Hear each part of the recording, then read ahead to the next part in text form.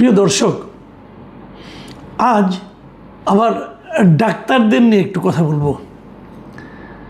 মাঝে ভেবেছিলাম যে ডাক্তারদের নিয়ে কথা আর বলবো না, কারণ আমার কিছু মন্তব্য নিয়ে অনেক ডাক্তাররা খুব মনক্ষুণ্ণ হয়েছেন, হইচই করেছেন। আমি আমার ব্যাখ্যা দিয়েছিলাম, তারপরেও তাদের দুঃখ কমেনি। আমিও দুঃখ প্রকাশ করেছি, সেগুলো গিয়েছিল। তারপরে ভেবেছিলাম যে না, আর না।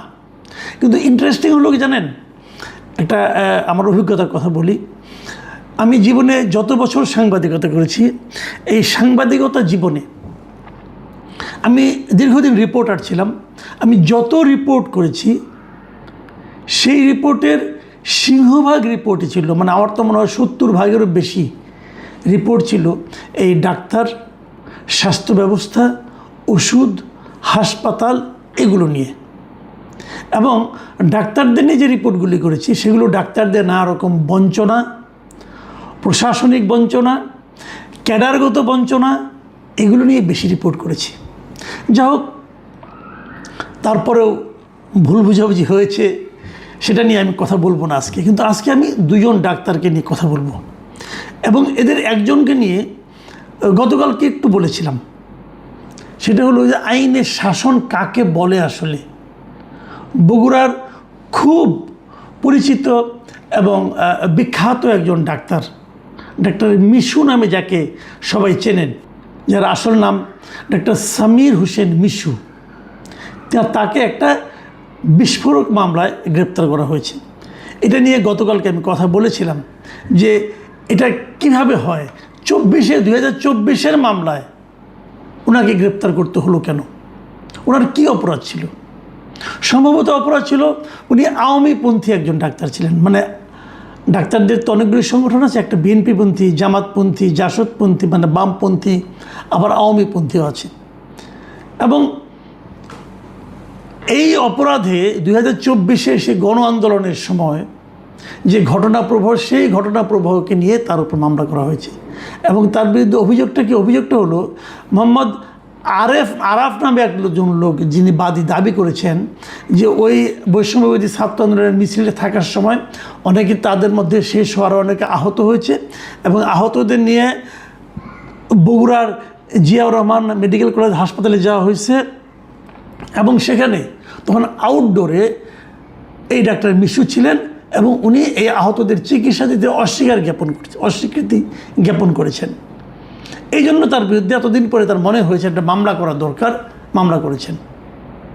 এবং সেই মামলায় তাকে গ্রেপ্তারের জন্য একটা অনুষ্ঠানে ছিলেন, একটা জন্মদিনের অনুষ্ঠানে ছিলেন, সেখান থেকে ধরে নিয়ে যেয়ে মামলা করা হয়েছে। তাকে অ্যারেস্ট করা হয়েছে, আদালতে হাজির করা হয়েছে। আদালত জামিন দেয়নি এবং উনি এখন কারাগারে আছেন। ডাক্তার মিশু গরিবের ডাক্তার হিসেবে বগুড়ায় খুবই পরিচিত লোক।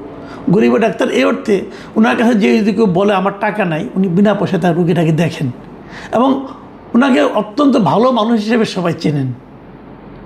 এখন তাকে ধরে যাওয়া হলো, কোনো ডাক্তার কিন্তু প্রতিবাদ করেনি। Very interesting. এই যে ডাক্তারদের এত সংগঠনে এত বড় বড় নেতা আছেন, কেউ প্রতিবাদ করেনি, কেউ একটা মিছিল করেনি। আমার বিরুদ্ধে কিন্তু মিছিল হয়েছিল, আমার বিরুদ্ধে মানববন্ধন হয়েছিল।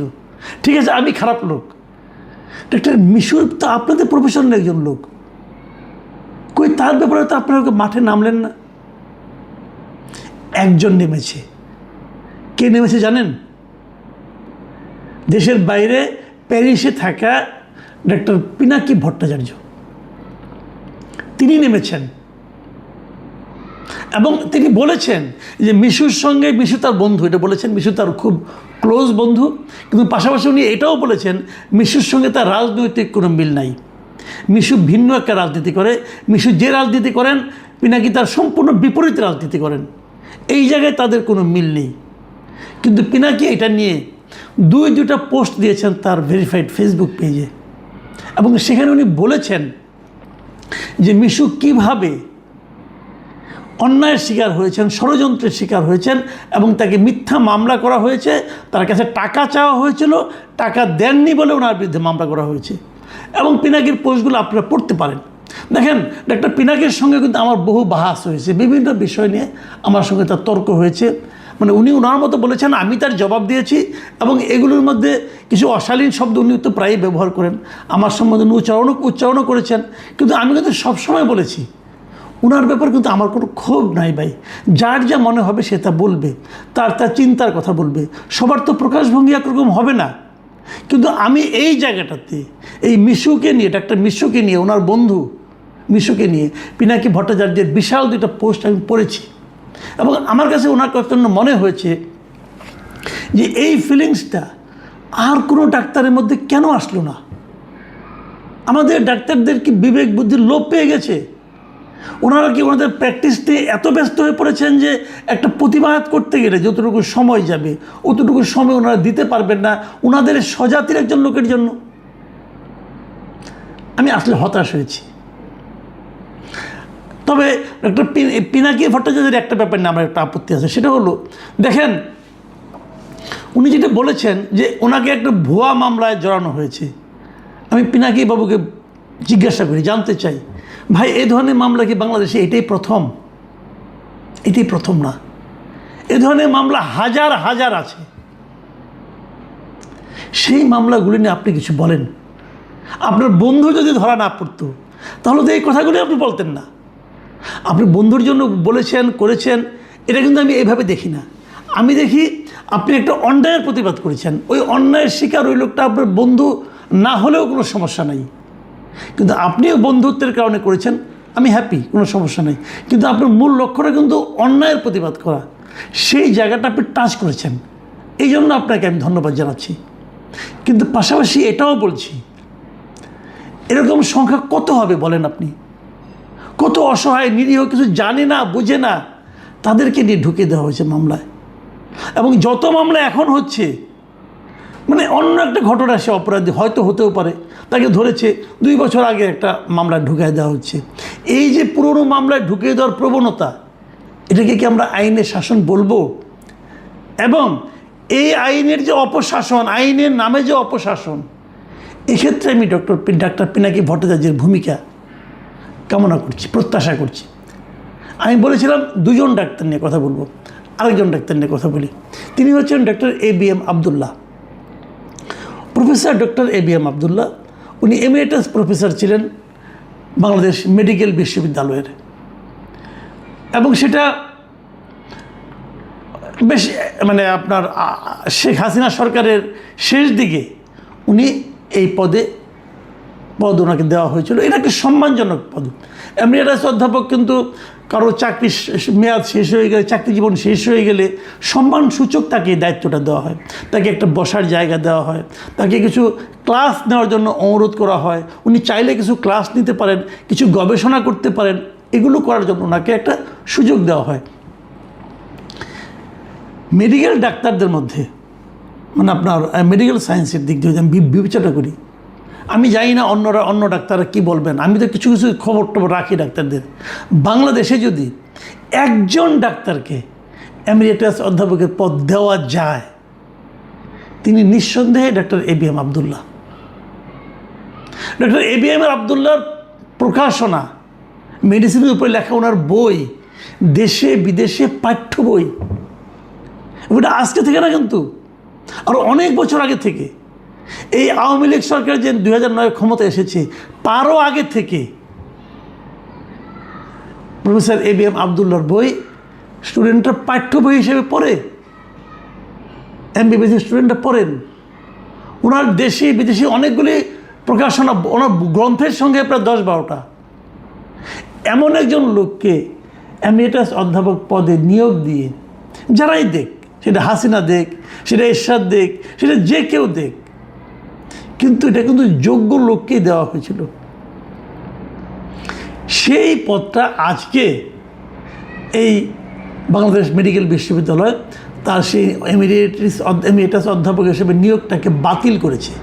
কেবল বাতিল করে শেষ করেনি, সেই সঙ্গে বলেছে যে তার সেই সময়ে সে যে বেতনটা পেয়েছে, এই বেতনটা তাকে বিশ্ববিদ্যালয়কে ফেরত দিতে হবে।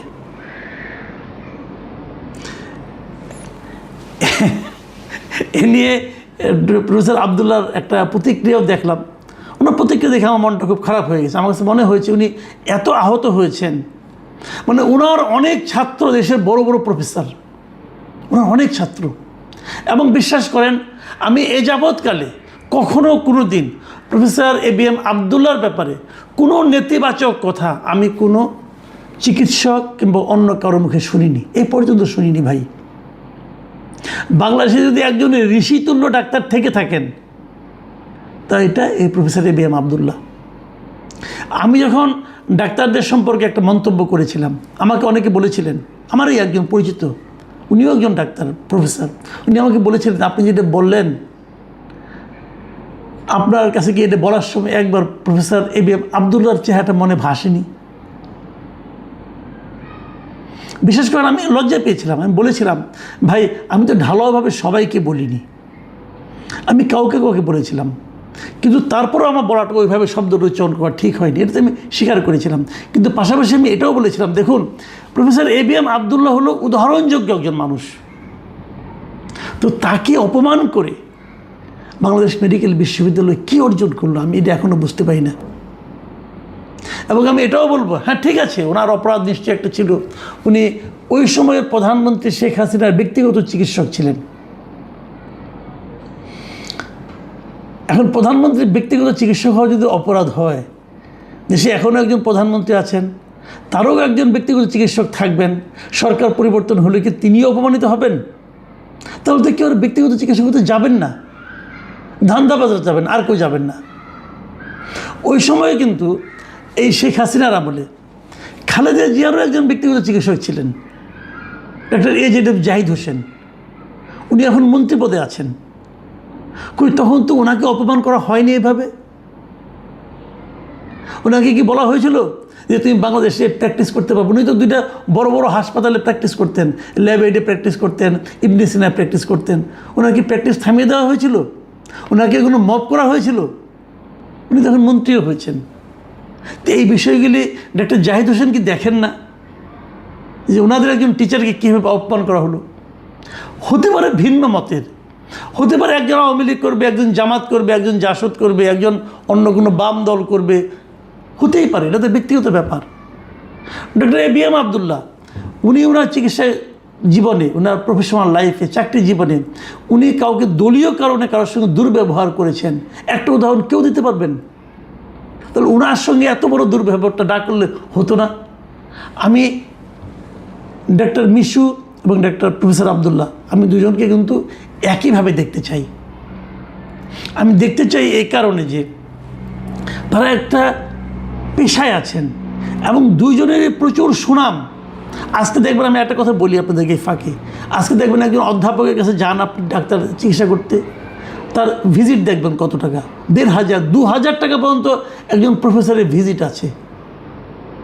যারা জানেন তাদেরকে বলি, প্রফেসর আবদুল্লাহর ভিজিট কি ৫০০ টাকা পর্যন্ত ছাড়িয়েছিল? উনি ভিজিট এত কম নিতেন।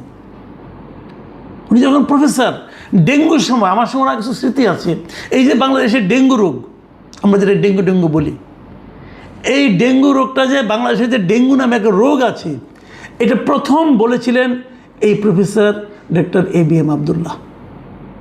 প্রথম উনি আইডেন্টিফাই করেছিলেন যে এই রোগটা, যে রোগে মারা যাচ্ছে, এই রোগটা ডেঙ্গু রোগ, এই রোগটা এডিস মশার কারণে হয়, এটা প্রথম বলেছিলেন প্রফেসর ডক্টর ABM আবদুল্লাহ। এবং সেই রিপোর্ট প্রথম পত্রিকার পাতায় লিখেছিলাম আমি, তখন আমি জনকণ্ঠে চাকরি করতাম। যারা সাংবাদিকতা করেন তারা জানেন, যারা ওই সময় চিকিৎসক আছেন তারাও জানেন। যাই হোক, সেটা এক ব্যাপার, এটা প্রাসঙ্গিক নয়। কিন্তু আমি যেটা বলছি যে প্রফেসর আবদুল্লাহ হলেন সেই মাপের একজন ডাক্তার। একজন ডাক্তার কিন্তু দেখলাম না প্রতিবাদ করতে প্রফেসর আবদুল্লাহর এই অপমান নিয়ে, অথবা ডাক্তার মিশরের এই অপমান নিয়ে। দুটোকেই কিন্তু আমার কাছে অপমান মনে হয়েছে, এবং আমি বলবো এটা সুশাসন নয়। প্রিয় দর্শক, এখন এ পর্যন্তই।